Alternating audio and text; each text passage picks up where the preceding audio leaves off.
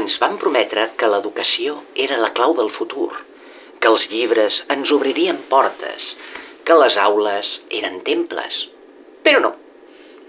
No eren temples, eren fàbriques, fàbriques de súbdits obedients, amb diplomes lluents i caps buits.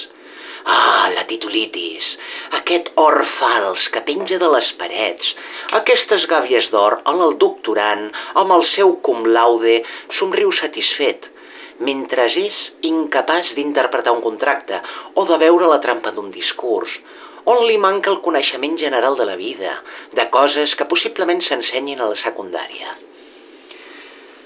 Premien els millors obedients, coronant els que repeteixen millor, aplaudeixen els que mai incomoden i en diuen excel·lència acadèmica.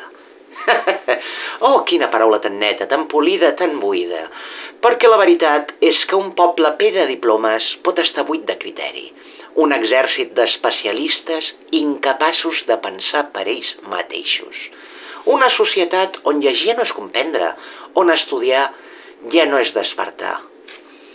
I el sistema ho sap i somriu, perquè el millor esclau és aquell que presumeix de la seva pròpia gàbia. Un currículum impecable o un criteri invencible. Escolliu bé, ciutadans del futur, perquè el vostre diploma no us salvarà del precipici.